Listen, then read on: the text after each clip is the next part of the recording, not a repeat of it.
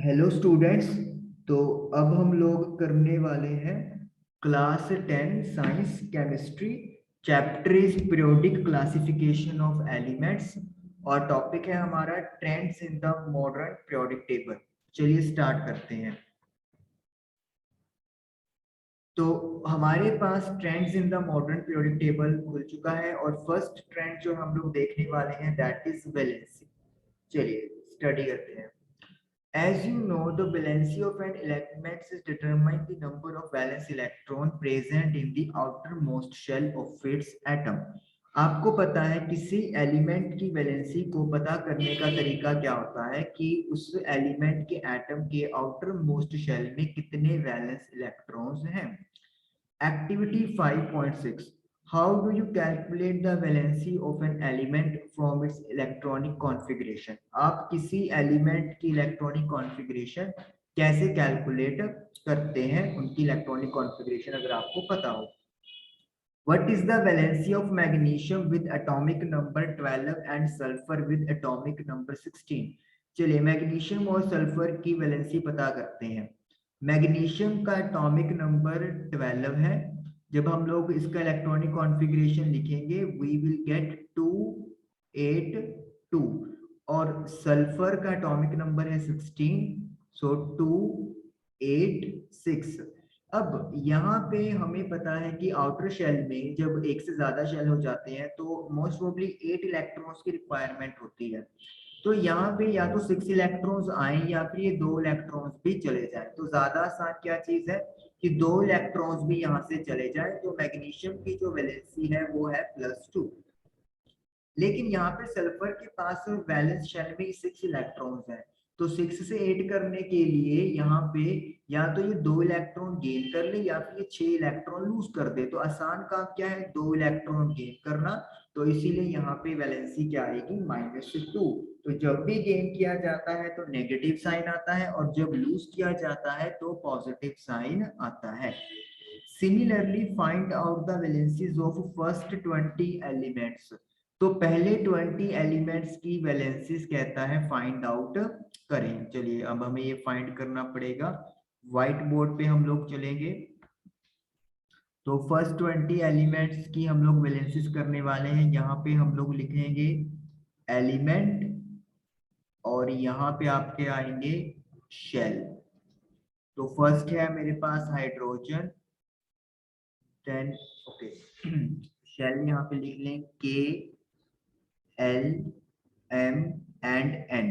तो helium, hydrogen, helium, lithium, beryllium, boron, carbon, nitrogen, oxygen, fluorine, neon. ये पहले 10 element आपके हो गए। चलिए फटाफट कॉन्फ़िगरेशन लिख लेते हैं। 1 2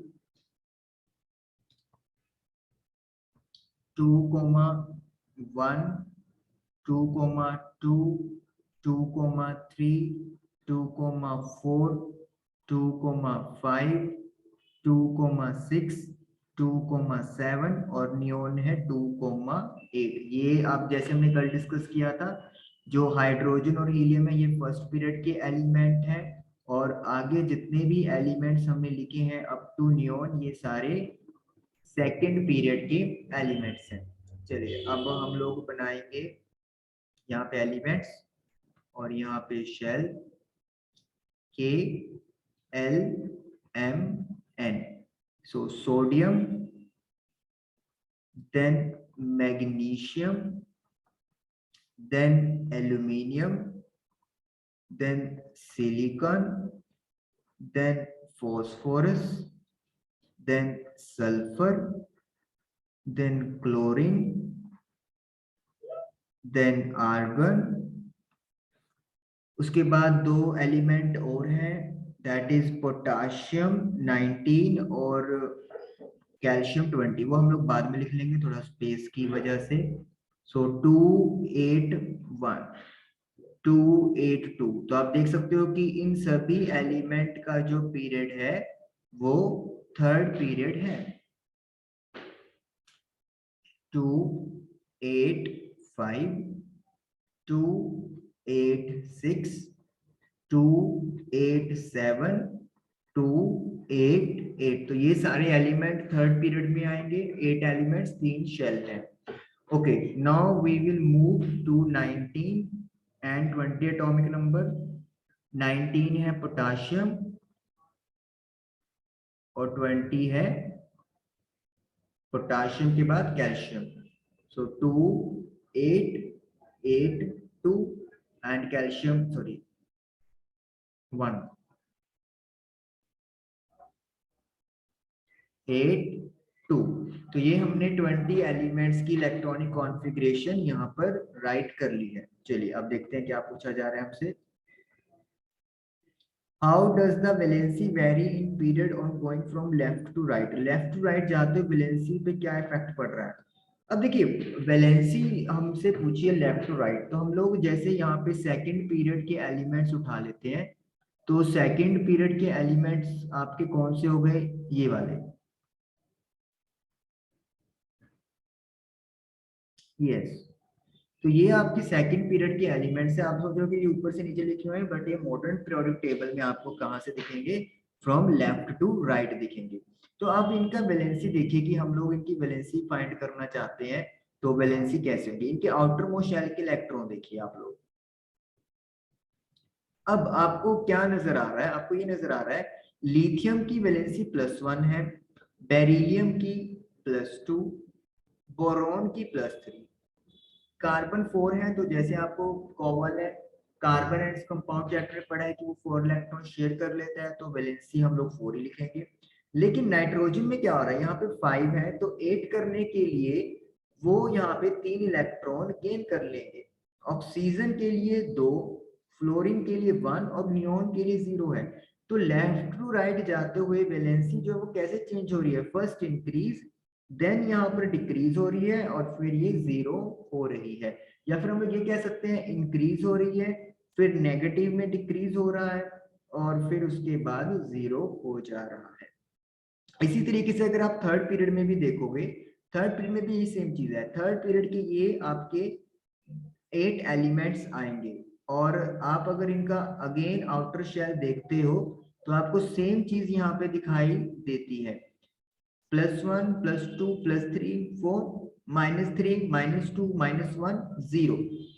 तो वैलेंसीज का जो ट्रेंड है लेफ्ट टू राइट जाते हुए, वो ट्रेंड क्या है कि first it will increase, then negative में डिक्रीज होगा और उसके बाद ये फाइनली 0 पे पहुंच जाएगा। तो ये ट्रेंड है वैलेंसीज का from left to right move करते हुए। ओके, नेक्स्ट देखते हैं क्या पूछा हुआ है। How does the valency vary in going down a group. एक ग्रुप में कैसे वैलेंसी वेरी करती है। ओके, चलिए हम लोग उसके लिए थोड़ा दोबारा ट्रेड कर लेते हैं। ग्रुप 1 में जो एलिमेंट है वो हाइड्रोजन है, लिथियम, सोडियम एंड पोटाशियम। और उसके बाद जो ग्रुप सेकंड है उसके अंदर कौन कौन से एलिमेंट आपको देखने को मिलेंगे, बेरिलियम, बेरिलियम के नीचे आप लोगों को मैग्नीशियम एंड कैल्शियम। 3 से लेकर 12 तक आप लोगों का नंबरिंग कभी भी नहीं आएगा, ये आपके सिलेबस में इंक्लूड नहीं किया गया है। 13th में आप लोगों को यहाँ पे बोरॉन सेकंड पीरियड में आएगा, तो इसीलिए ये लिथियम बेरिलियम के सामने बनेगा। बोरॉन के नीचे एल्यूमिनियम, बस 2 एलिमेंट ही आएंगे। 14th में आपको मिलेगा कार्बन और कार्बन के नीचे आपको मिलेगा सिलिकॉन। 15th में आपको मिलेगा नाइट्रोजन और फॉस्फोरस। ये हम लोग ग्रुप की बात करें तो टॉप से बॉटम, ये फर्स्ट ग्रुप के एलिमेंट, ये सेकंड के, ये 13th के, ये 14th के, 15th के। 16th में ऑक्सीजन एंड सल्फर, 17 में फ्लोरीन एंड क्लोरीन, 18th में एक तो आपको हीलियम मिलेगा जो H के पीरियड में होगा और इसके साथ आपको मिलेगा नियोन और लास्ट में आर्गन। तो ये सिर्फ ये 20 एलिमेंट्स हैं जो आप लोगों को अच्छे से याद रखने हैं। अब डाउन द ग्रुप जाते हुए अगर आप देखेंगे तो यहाँ पे इन सबके पास वैलेंस में 1 इलेक्ट्रॉन है, तो इनकी सबकी वैलेंसी 1 है। यहाँ पे इन सबके पास 2 इलेक्ट्रॉन है, तो इनकी वैलेंसी +2 है। यहाँ पे इनके पास 3 इलेक्ट्रॉन है, 3 है। यहाँ पे 4 है, यहाँ पे -3, इन दोनों का -2 -1 0। तो डाउन द ग्रुप वैलेंसी क्या रहती है, सेम रहती है। तो हम लोग क्या यहाँ पे कंक्लूजन निकालते हैं, हम लोग ये निकालते हैं कि जो वैलेंसी का ट्रेंड है first of all from left to right या एक पीरियड में कैसे चेंज करता है, फर्स्ट इंक्रीज, देन नेगेटिव में डिक्रीज और फिर फाइनली जीरो। लेकिन वैलेंसी अगर हम लोग टॉप टू बॉटम की बात करें या एक ग्रुप में बात करें तो वैलेंसी क्या रहेगी, सेम रहेगी, कोई भी चेंज नहीं होता। तो ये वैलेंसी का जो ट्रेंड है दिस इज वेरी इंपॉर्टेंट, क्योंकि आप लोगों को इसके बेसिस पे क्वेश्चन पूछे जाएंगे और आपको ये क्लियर कट आइडिया होना चाहिए। चलिए नेक्स्ट करते हैं एक्टिविटी। ओके, उसके बाद एटॉमिक साइज की बात हो रही है। The term atomic size refers to the radius of an atom. Atomic size का मतलब होता है कि किसी एटम का रेडियस क्या है। The atomic size may be visualized as the distance between the center of the nucleus and the outermost shell of an isolated atom. Atomic size को कैसे डिफाइन किया गया है कि ये डिस्टेंस है सेंटर, न्यूक्लियस के सेंटर के बीच में और एटम का सबसे बाहर वाला शेल के बीच के डिस्टेंस को। जैसे अगर हम लोग उसको बनाना चाहें तो ये कैसे हम लोग बना सकते हैं, जैसे सपोज कर लें ये आपके पास एक आउटरमोस्ट शेल है और ये न्यूक्लियस है और ये न्यूक्लियस का सेंटर है। तो आउटरमोस्ट शेल और इस न्यूक्लियस के सेंटर के बीच के डिस्टेंस को they are calling atomic size or you can say radius of an atom. The atomic radius of hydrogen atom is 37 picometer. 37 picometer hydrogen atom का एटॉमिक रेडियस है। 1 picometre is equal to 10 की power -12 metre होता है। तो ये एक आपके पास data है जो एक से दूसरे यूनिट में कन्वर्ट करने का तरीका है। Let us study the variation of atomic size in a group and in period. अब हम लोग एक ग्रुप और पीरियड में एटॉमिक साइज का वेरिएशन चेक करेंगे कि किस तरीके से यहाँ पे साइज पे इफेक्ट पड़ रहा है। चलिए, तो यहाँ पे हमें सेकंड पीरियड की एटॉमिक रेडियाई दे दी है एलिमेंट्स के, boron, beryllium, oxygen, nitrogen, lithium and carbon. Arrange them in decreasing order of their atomic radii. तो डिक्रीजिंग ऑर्डर में लिखना है, यानी सबसे पहले लिखेंगे जिसका रेडियस सबसे ज्यादा है, दैट इज लिथियम 152। उसके बाद है बेरिलियम 111। उसके बाद है जी boron 88। After that oxygen, not oxygen ही, carbon 77, then nitrogen, then oxygen. तो हम लोग क्या देख रहे हैं कि एटॉमिक रेडियस कम हो रहा है। और अगर हम लोग देखें लिथियम का एटॉमिक नंबर 3 है, बेरिलियम का 4, बोरोन का 5, 6, 7 एंड 8। तो यानी कि लेफ्ट टू राइट जाते हुए एटॉमिक नंबर इंक्रीज हो रहा है लेकिन एटॉमिक रेडियाई डिक्रीज हो रहा है। Are the elements now arrange in the pattern of a period in a periodic table. बिल्कुल, यहाँ पे जो पैटर्न बना है वो बिल्कुल वैसा ही पैटर्न बन गया है जैसा कि पीरियोडिक टेबल में सेकंड पीरियड में एलिमेंट्स को अरेंज करके बनाया गया है। Which elements have the largest and the smallest atoms? किन एलिमेंट्स के पास सबसे बड़ा और सबसे छोटा एटम है? तो आप देख सकते हो लिथियम का यहाँ पे सबसे लार्ज साइज है और जो ऑक्सीजन है वो सबसे छोटा स्मॉलेस्ट एटम है। How does the atomic radius change as you go from left to right in a period? तो atomic radius कैसे चेंज हो रहा है? Atomic radius डिक्रीज होता जा रहा है जैसे जैसे हम लोग एक पीरियड में मूव कर रहे हैं, यानी कि लेफ्ट टू राइट मूव करते जा रहे हैं। Okay, after that you will see that, आप देखोगे atomic radius decreases in moving from left to right. तो लेफ्ट टू राइट जाते हुए एटॉमिक रेडियस डिक्रीज होता है। दिस इज ड्यू, अब यहाँ पे रीजन आ गया है why. This is due to an increase in nuclear charge. Nuclear charge मतलब न्यूक्लियस पे चार्ज जो कि पॉजिटिव चार्ज है वो इंक्रीज हो जाता है, which tends to pull electron closer to the nucleus। अब बढ़ा हुआ पॉजिटिव चार्ज इलेक्ट्रॉन्स को अपनी तरफ खींचेगा and reduce the size of the atom, और एटम का साइज रिड्यूस हो जाता है। देखिए अगर मान लो मैंने यहाँ पे एक ये यहाँ पे बना दिया पॉजिटिव चार्ज 5 है, तो ये 5 पॉजिटिव चार्ज इलेक्ट्रॉन्स को अपनी तरफ पुल करेंगे, 5 इलेक्ट्रॉन्स को। एक बार मेरे पास 6 चार्ज है, अब जो 6 चार्ज है वो भी यहाँ पे 6 इलेक्ट्रॉन्स को पुल करेंगे, लेकिन इलेक्ट्रॉन का मास क्योंकि कम होता है एज कंपेयर टू प्रोटॉन, तो इसीलिए जो पुलिंग पावर है वो बढ़ने की वजह से ये थोड़ा ज्यादा क्लोज आ जाएंगे इलेक्ट्रॉन्स, और शेल जो है वो थोड़ा छोटा हो जाएगा। तो इसी वजह से जो एटॉमिक साइज है वो लेफ्ट टू राइट जाते हुए कम हो जाता है। बड़ी सिंपल सी बात है, इलेक्ट्रॉन्स नेगेटिव चार्ज है, प्रोटॉन्स पॉजिटिव चार्ज है। अगर आपने प्रोटॉन्स बढ़ा दिए तो मतलब पॉजिटिव चार्ज बढ़ गया, तो वो पॉजिटिव चार्ज नेगेटिव को ज्यादा स्ट्रांगली अट्रैक्ट करेगा। और अगर इलेक्ट्रॉन स्ट्रांगली अट्रैक्ट हो रहे हैं तो इसका मतलब क्या हो गया, जो डिस्टेंस है वो कम हो जाएगा। डिस्टेंस कम होने का मतलब क्या है कि साइज जो है वो एटम का वो रिड्यूस हो रहा है। इसीलिए यहाँ पे लेफ्ट टू राइट जाते हुए साइज एटम का कम होता जाता है। ये लेफ्ट टू राइट की बात है। Now let us study about activity 5.8। Study the variation in atomic radii of first group elements given below and arrange them in increasing order। चलिए, हमें कुछ साइज दिए हुए हैं फर्स्ट ग्रुप के एलिमेंट्स के, उनको हमने ऑर्डर में अरेंज करना है इंक्रीजिंग ऑर्डर में।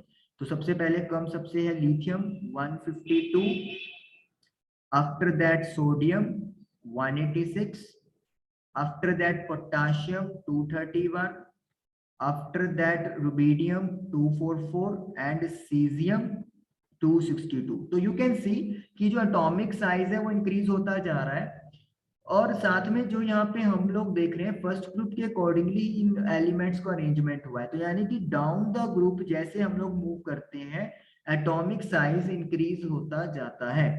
Name the elements which have the smallest and largest atoms. सबसे छोटा एटम किसका है, लिथियम का, और सबसे बड़ा एटम किसका है, सीजियम का है। How does the atomic size vary as you go down in group. तो ऑब्वियसली सी बात है, इंक्रीज हो रहा है। यू विल सी दैट, आप देखोगे atomic size increases down the group, down group जाते हुए एटॉमिक साइज बढ़ रहा है। This is because new shells are being added as we go down the group, क्योंकि जैसे जैसे हम लोग नीचे जाते हैं नए शेल ऐड होते रहते हैं। This increases the distance between the outermost electron and nucleus so that the atomic size increases in spite of increasing nuclear charge। और इस वजह से क्या होता है, जो डिस्टेंस है वो बढ़ जाता है आउटर मोस्ट इलेक्ट्रॉन्स और न्यूक्लियस के बीच में। और जब ये चीज होती है तो फिर ऑटोमेटिकली है कि साइज बढ़ेगा। यहाँ पे एक बात और भी है कि न्यूक्लियर चार्ज भी बढ़ रहा है, तो उसका मतलब क्या हो गया, पुलिंग पावर भी बढ़ गया, तो साइज छोटा होना चाहिए। लेकिन यहाँ पे कौन सा फैक्टर डोमिनेट कर रहा है, यहाँ पे नंबर ऑफ शेल इंक्रीज वाला फैक्टर डोमिनेट कर रहा है। जैसे अपा बनाए यहाँ पे, सपोज करो लिथियम है, लिथियम के पास 2 शेल होते हैं। व्हाइट बोर्ड पे चलते हैं, अपा वहां पे बनाएंगे।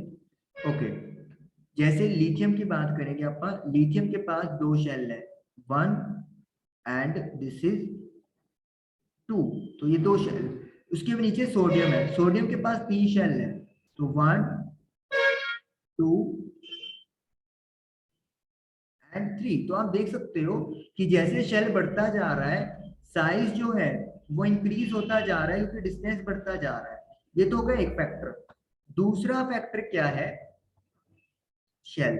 दूसरा फैक्टर है एटॉमिक चार्ज, या फिर you can say nuclear charge. Nuclear charge use किया गया है तो अपन न्यूक्लियर चार्ज शब्द यूज कर लेंगे। न्यूक्लियस के ऊपर चार्ज, अब न्यूक्लियर चार्ज भी डाउन द ग्रुप इंक्रीज होता है तो वो साइज को छोटा करना चाहेगा। तो यानी कि 2 फैक्टर्स के बीच में लड़ाई हो रही है, तो कौन जीत रहा है, शेल वाला फैक्टर यहाँ पे जीत रहा है, और एंड में जो साइज है वो एटम का इंक्रीज होगा। तो इस तरीके से हम लोग क्या देख रहे हैं कि जो एटॉमिक साइज है, एटॉमिक साइज, एक अगर आप पीरियड की बात करोगे तो पीरियड में एटॉमिक साइज क्या होता है, कम होता रहता है, क्योंकि पॉजिटिव चार्ज बढ़ता है, शेल सेम रहते हैं। लेकिन ग्रुप में क्या हो रहा है, ये वाला एटॉमिक साइज इंक्रीज होता है, क्योंकि यहाँ पे नंबर ऑफ शेल वाला फैक्टर डोमिनेट कर जाता है। तो इस तरीके से आपने आज वैलेंसी और एटॉमिक साइज की प्रॉपर्टीज के बारे में पढ़ा, और आई होप कि आपको समझ में आया होगा। Thank you for watching the video.